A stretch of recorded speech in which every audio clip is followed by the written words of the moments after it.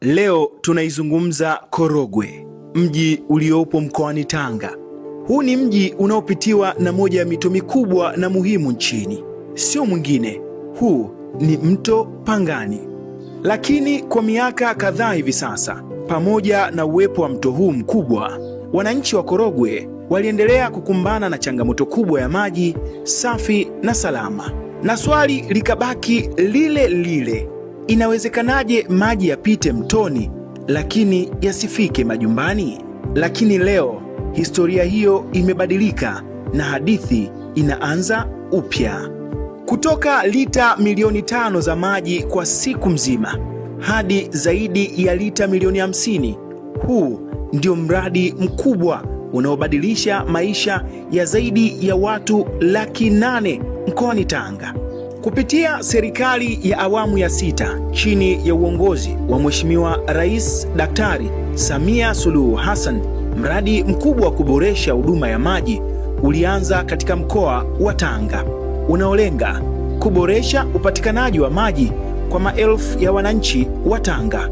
Mradi huo una thamani ya takriban shilingi bilioni 171, uwekezaji mkubwa unaolenga kumaliza changamoto ya maji katika maeneo kadhaa ya mkoa huo. Lakini zaidi ya yote, mradi huu unalenga kuhakikisha maji yanawafikia wananchi kwa uhakika na kwa muda mrefu zaidi. Mradi huu umebuniwa kuhudumia wilaya 4 muhimu za mkoa wa Tanga, ikiwemo wilaya ya Korogwe, Handeni, Muheza pamoja na wilaya ya Pangani. Chanzo kikuu cha maji ni hapa kwenye mto Pangani, ambapo maji yanachukuliwa, yanasafishwa na kisha kusambazwa kwa wananchi.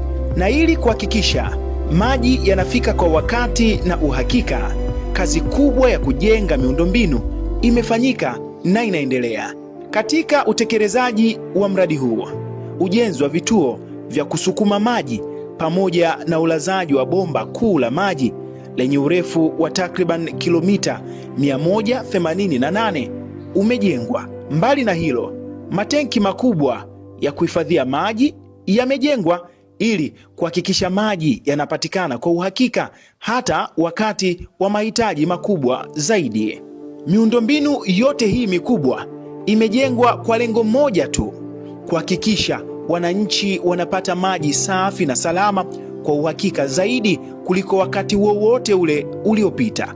Hapo awali, uzalishaji wa maji katika eneo hili ulikuwa takriban lita milioni 5.5 kwa siku, lakini baada ya kukamilika kwa mradi huo, uzalishaji unatarajiwa kufika takriban lita milioni 52 za maji kwa siku. Hii ni karibu ongezeko la mara 9 zaidi ya kiwango cha awali. Zaidi ya hapo, mradi huu unatarajiwa kuhudumia takriban wananchi 868,068 katika wilaya hizo 4. Na mpaka hivi sasa mradi huu umefikia zaidi ya 70% ya ujenzi, huku kazi ikiendelea ili kuhakikisha wananchi wanaanza kunufaika kikamilifu na huduma hii muhimu ya kupata maji safi na salama, tena kwa uhakika mkubwa zaidi. Vyanzo pia vinaeleza kwamba mradi huu umebuniwa kukidhi mahitaji ya maji kwa zaidi ya miaka 20 ijayo, jambo linalomaanisha kwamba uwekezaji wa muda mrefu kwa maendeleo ya wananchi wa Tanga. Na hapa ni mkoani Tanga.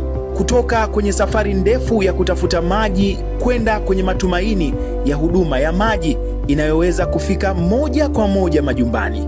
Na kwa wakazi wa Korogwe, Handeni, Muheza na Pangani, huu sio tu mradi wa maji, bali ni uwekezaji katika maisha bora ya wananchi.